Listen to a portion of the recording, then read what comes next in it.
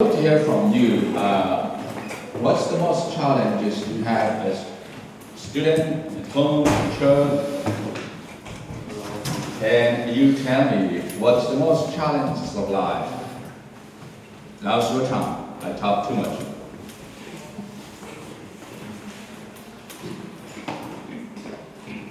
Who wants to share with us? And yes, parents or everyone in this room is something talk. It's free talk. And nobody will say, what did you say? Okay. Parents, some parents, leaders were there, but they will not ask you again. So don't worry about it. So feel free to talk. Anything you feel, challenges at home, school, and we're going to talk about how God has provision for us.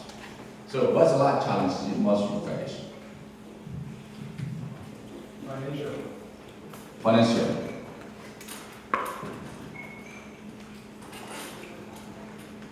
What is?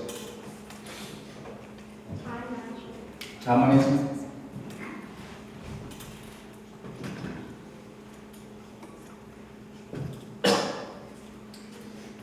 Mental health issue. Mental health.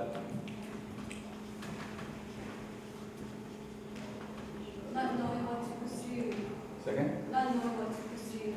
Not knowing what to pursue.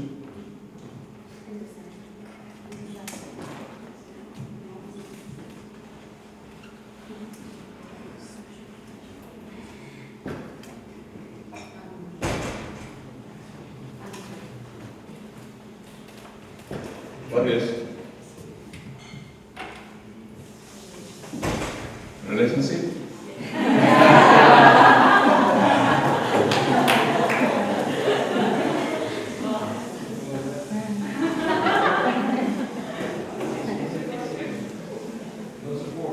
Let's go.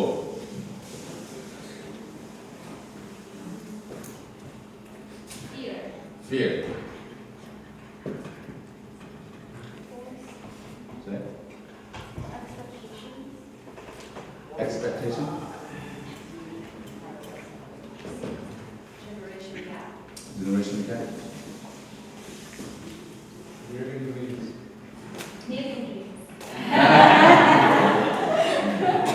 American team. How about postponement? Huh? Postponement. Post. Postponement, like things what to do. We always keep postponing that. Postpone. Procrastination.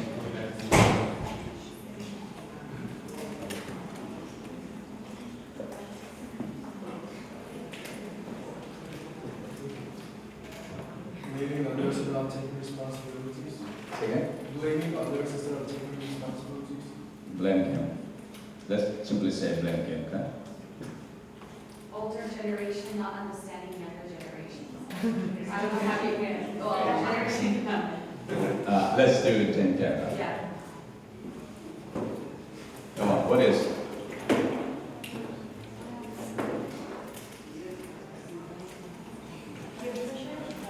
Second. Peer pressure.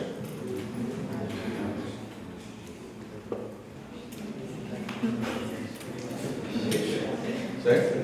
Addiction.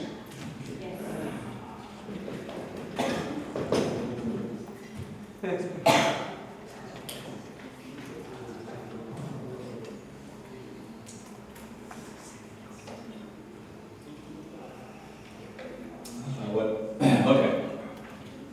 What is? Cultural shock. Culture shock. Yeah.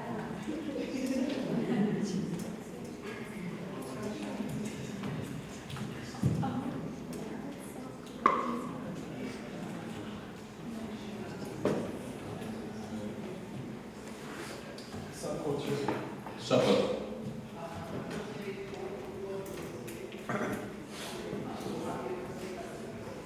Midlife crisis. Midlife crisis.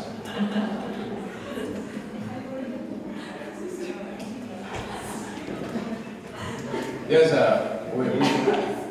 we invited Paul Choi, Paul John, something like that, the Korean-born American. He wrote about midlife crisis, something, or midlife calling, something like that. I'll send you the book link. Yeah. to eat something like that. He was a company employee, a Fortune 500 company employee in New York, and he changed his career and became a speaker. So we can add more, okay? A lot of challenges and problems, and it's not you alone.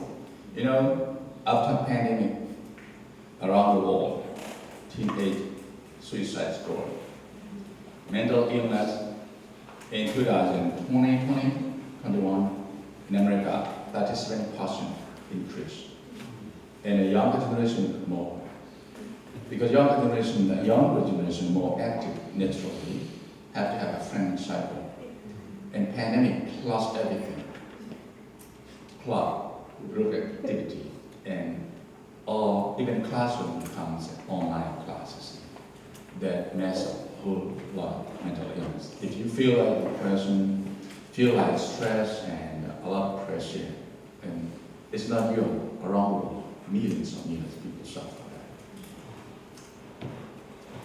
So let's check about something like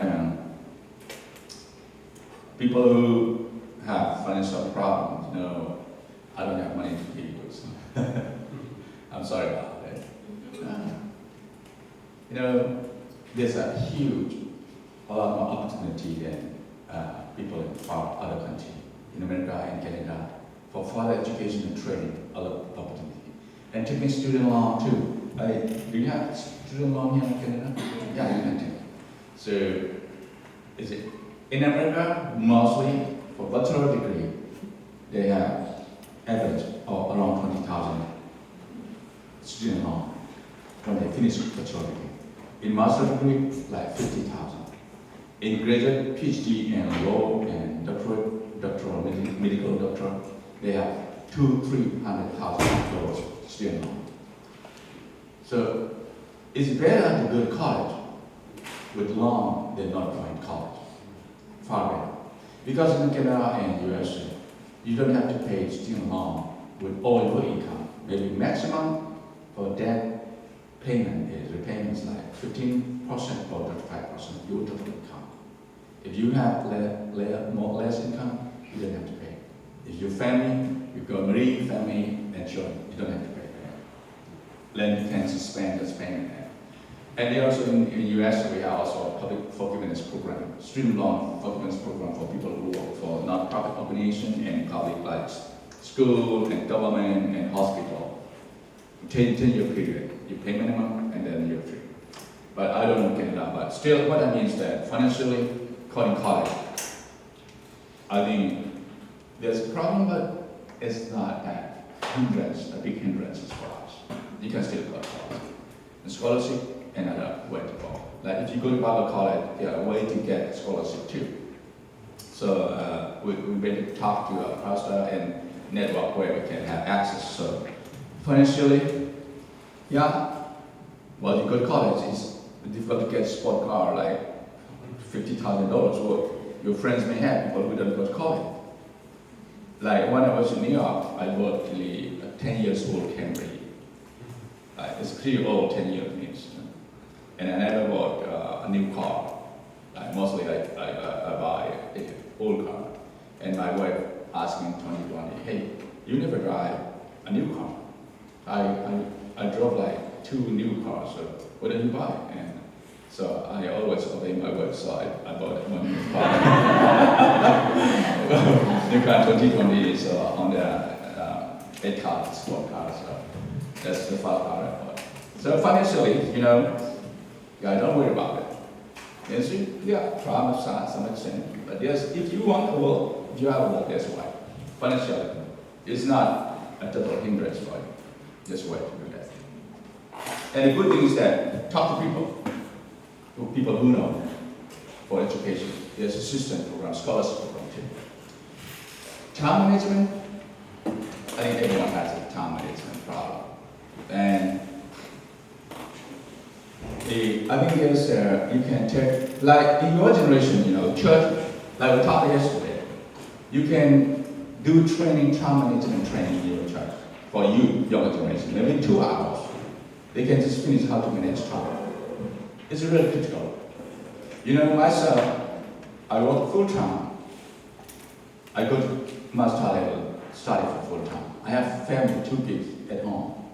And I always get engaged community leadership team. Always get engaged church leadership team. Then how do I manage? There's a keeping priority. You have to have a courage to say no. Keep yourself priority, your own agenda. And then write it down. You have to write it down, your own agenda. What are you going to do this week, this month, and this year? This year, my top priority to finish my school, and this month, for this, I have my calendar. I always write my calendar here, top priority. When I have my sleeping time, cell phones on, nobody can disturb, no disturbance. When I have my prayer room, I'm not going to be when I pray. And you have to prioritize yourself. Every morning, every evening, check tomorrow what you are going to do. Even if your friend calls you have to say no. Your parents, your church pastor, or whoever, you have to prioritize your agenda. That's key. Write it down, and you have to write it down. Even that's your life too. Even your life too. You have priority. You know, people who have a written life goal. Have you written your life goal? You have one? Yeah, 10 years ago. Do you still keep it? You throw away? Lost it? Then you write it again? Write in positive or somewhere visible. Research shows that Harvard University, they make research. They ask a student for 20 years. They make research. For 20 years, they make research student interviewing. Do you have a life goal? 75% say no. Life goal means where you're going to work and what you're going to do. 75% say no. No, I'm not going to finish my college and whatever opportunity, I'm going to do something else and make money. That's it. 75% say no. 25% say yes. Okay, our 25%. How many people have a written goal? Only 5% have a written goal. After 20 years of study, after they graduate from Harvard University, for the long in the future, people who have written goal control all 95% of the student. Means they are above the 5% who have a fixed mind determination. I'm going to finish my college and I'm going to work to that company or going to build a company and going to do something. That's my vision where I go. They have fixed mind and nothing else will distract me. Girlfriend, boyfriend, drugs, or all the social media, nothing will distract me. I'm going to go down to the drum all along the way. They have their mind, energy, the time, focus on that. So you need that. You know, my village starts 2 miles from Flam. You know, Flam in Hakka is very popular in Burma, in Chinchtet, at least Chinchtet. I have to travel 32 miles every day. If you ever travel 30 miles a day, you have to walk real fast. You know, there are many villages around the world. So I do remember when I traveled to 32 miles a day, some girls from the villages called me, hey, Hre Mang, they call me Hre. Come stay with us and have coffee or something, tea, lunch, banana, orange. You know, I have to walk 30 miles a day, so I don't have time. Hey, I'm sorry, girls. Find somebody.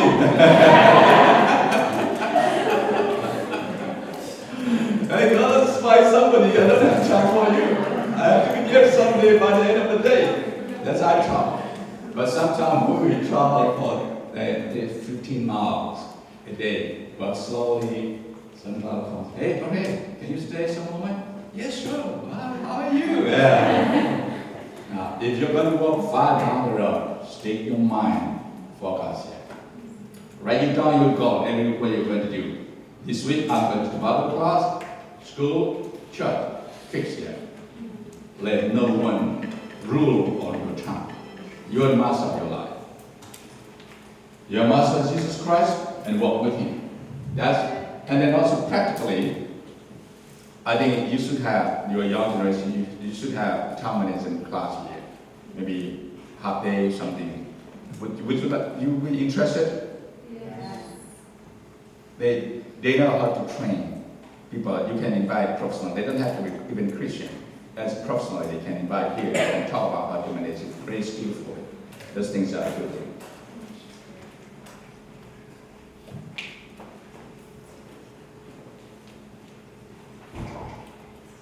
What do you got right here?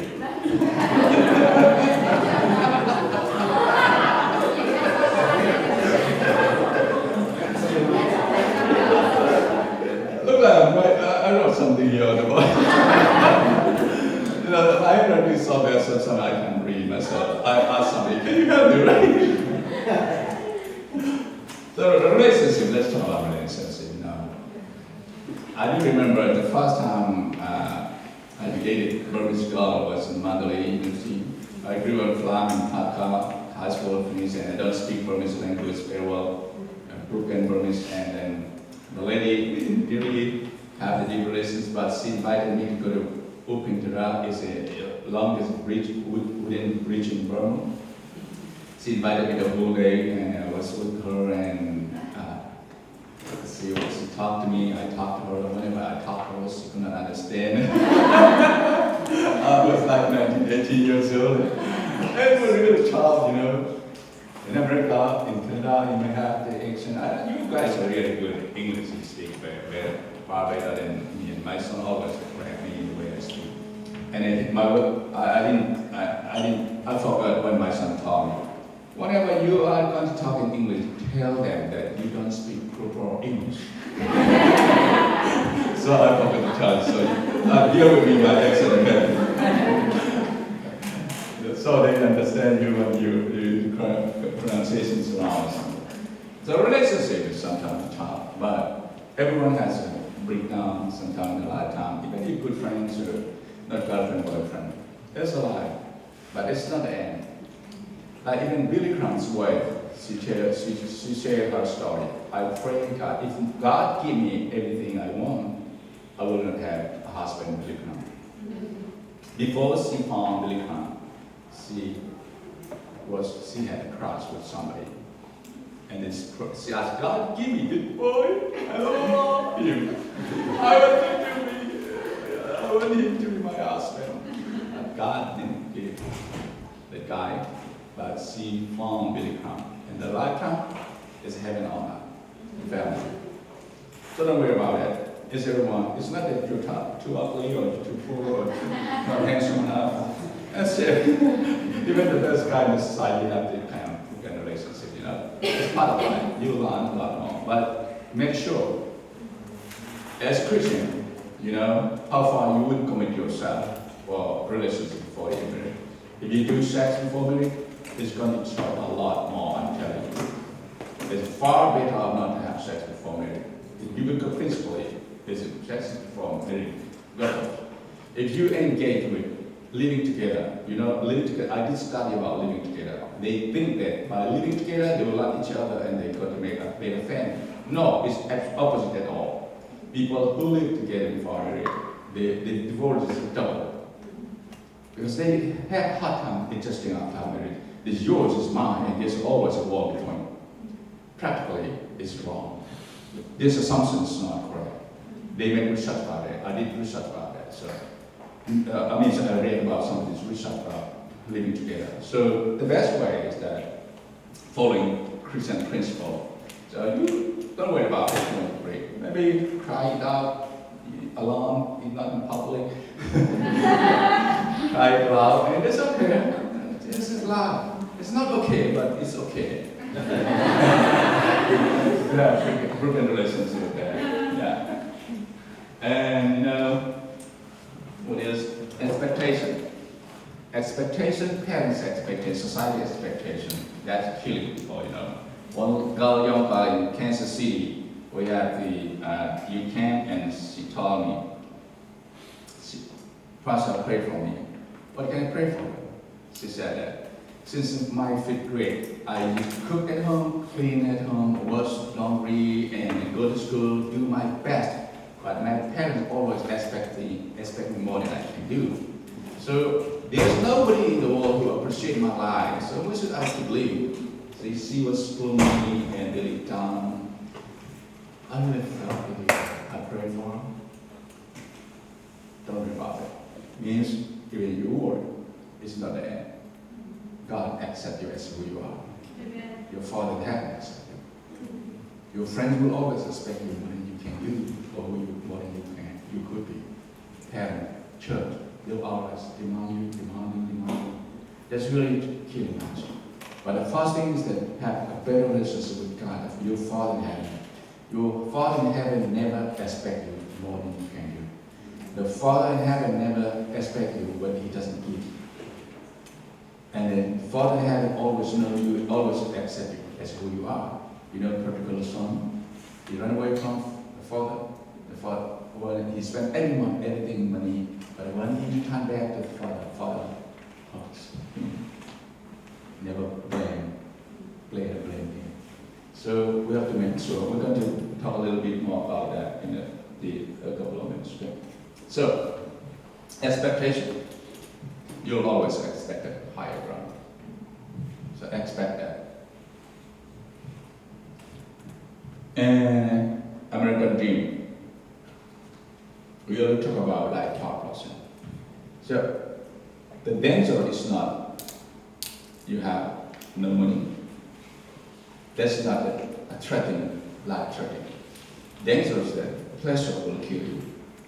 While you're young, if you love pleasure, that's killing you. I have friends, people who have better parents than me. Better parents, I mean financially, social status, they far better advanced than me. But they love pleasure. They play some cards and watch a movie and drink, do drugs, and they already died. I have a lot of friends who already died. Well, I've seen him in India, in college, Mandalay University. I was in Mandalay University. I've been in Mandalay University, New Delhi, Delhi University, college, Bible College, and Isle College, and Harvard College, and Indiana University, and Tennessee University. A university I did. I have many friends. They love pleasure. In college, they have boyfriend hang around, have drink, party. I really wanted to go with them, but I don't have money. It was good that I don't have money when I got deep. If I had a lot of money at that time, I must have destroyed myself. I really love friends. Yeah. If my parents told me something, a lot of time I refused, deny, and disobey. But my friends, when they tell me, I was always going with them. But sometimes because I don't have money, I don't go with them. But still, in India, I do remember. In New Delhi, it's so hot. We don't have air conditioning. We rented a small room, and then my friends were drinking in the room, the same room, watch a movie, or go to party.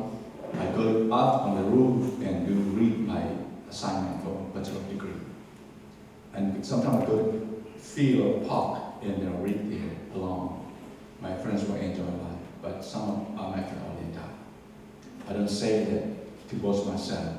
You got to fix your mind for the future and don't distract that pleasure. Sometimes when you have to cry and your friend may unfriend you because you love them. Oh, this guy is so crazy. They will tell. Some of my friends tell, this guy is so stupid. Always read. He's crazy. Who's this guy? Sometimes they mock at me when I was reading my assignment and doing my assignment. It's really peer pressure really does me, you know. But the thing is that one day, God never made any people to fail. God never called you to fail. But failure is just a stepping stone. God never called you to be nobody. He made you in His own image. He called you, He gave His own song for you.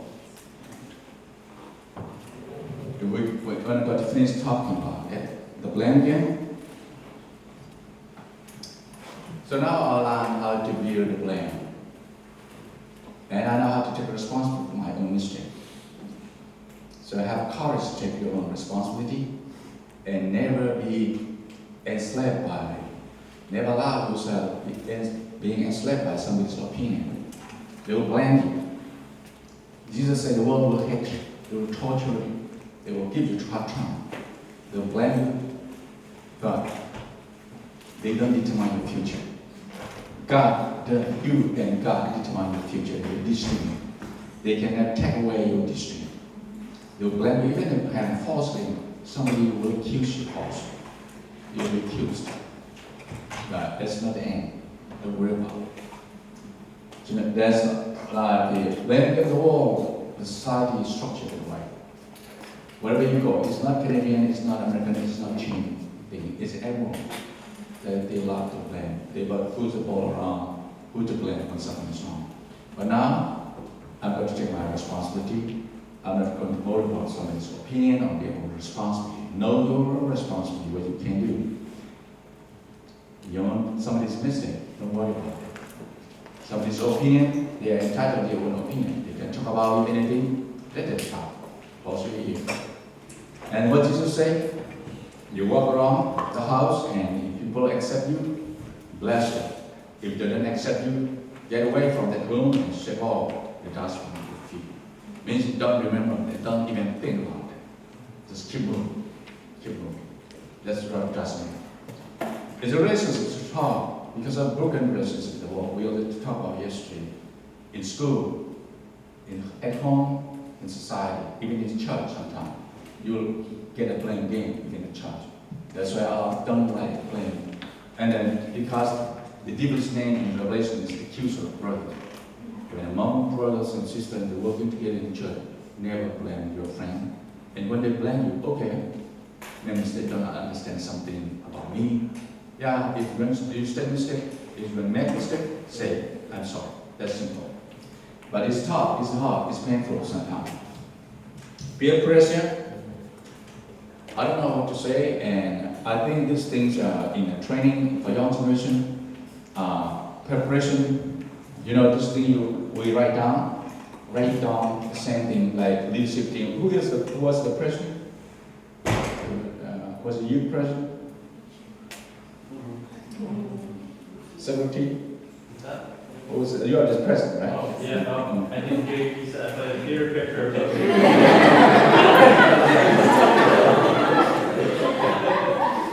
I said previously, peer pressure, but you would think your mind was out of the room, no? Let's blame each other, Yeah. I think in your generation, for Gen Z especially, and you have to do this kind of training and take issues and then let's invite somebody who are expert in like how to handle with peer pressure and depression and right now the time management and those things are what to do that. And the church is responsible for it. I always ask if you need some training, tell me. Because in the church we do many kind of training, even nutrition training, how to eat food or drink, and how to garden, organic gardening training, and like parenting and couples training, and how to have a better couple family. And I always have counseling for people who could have a wedding party. And you can have I think it's going to be really helpful. Doesn't it? Like, what's Gen Z problem? So, I think if we talk, it's going to take a lot more time. The only thing is that how do you stand against the weapons of the devils that stand firm in Christ. We're going to talk a little bit about it. Okay? So I'll leave for it. And fear, and those things too. Fear, you have to have this calm. I cannot tell you, hey, don't fear anything. I must already share my testimony. I've been telling other people, but I was really fearful. Fear is inside me. So courage is not external fear, but moving forward, even in the midst of fear. If the lions are roaring in front of you, everyone is scared. That's natural. It's a human nature. It's emotionally, we are emotional beings. That's where we are sitting up. But in midst of fear, keep moving. It does matter. Then how can we need to have strong faith. Faith in God, not in your strength, or not in the people, but in God. We're going to talk about that a little bit. What else? Midlife crisis, I'll refer to one book, okay? So, how to make a better choice, like that, something. And mental pressure, this day, I already mentioned about that. A church should address about mental issue too. This is a real mirror. We always talk as a spiritual, it's also mental, that we should also talk about it. Indecisiveness, how to make a decision? That's a really tough question. The best thing we can do is that when you have to make a decision, spend time with God. Even Jesus, before he slept, 12 apostles, he spent the whole night in prayer to the Father. So, like, you found a gentleman who you really admire, your instinct says that, this is the guy. Before you make a decision, pray to God. Spend time fasting and prayer alone, time with God. And then what you're going to do when you have to make decisions, especially a major decision, don't go to shopping when you're hungry. That's what they say, right? If you're hungry and go to shopping, and then you'll buy a lot more than what you want, you really need that. And like you're emotionally high or down, don't make a decision. Okay, get angry. Spend time for God and calm down, and then make decision. Hear God for you. Generation gap, that's a huge thing. So in a church, we have student ministry, college ministry, and YG. We call it YG, young generation. So this does mean a ministry that's really among our people. And then not only generation gap, we also have cultural gap.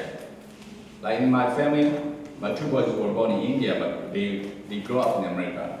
One evening, I do remember my wife cooked dinner, and she called us, "Hey, everyone come down, dinner time." And my two boys came down and looked at the table and left. "Hey, are you not hungry?" My son said, "I don't see anything to eat on the table at all." What shall I show? Pork cooked with water and vegetable. I don't eat that. That touch still I do remember. It was painful for my two boys. Their parents eat deliciously, but they cannot eat that. There's a cultural thing at home. We have cultural problem at home. One day my son was talking to me, and I was folding my hand like this. I thought I was listening to him. Why are you folding your hand while talking? That is offensive to me. You don't pay attention, you don't care when I'm talking. It doesn't mean yes. No. In Chin culture, it doesn't mean folding my hand, means it's just respecting you. In Burma, in classroom, when we stand up in front of our teacher, we fold our hand, this way we talk. Yes, teacher. That's offensive to my son. That's a cultural thing, right? Oh, is it really? Yeah. And then while we were talking, I was touching my hand. Why do you touch your hair? That's really tough. I've been in America in school like 10 years.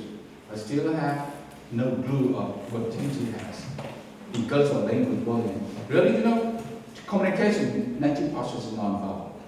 Action, attitude, appearance.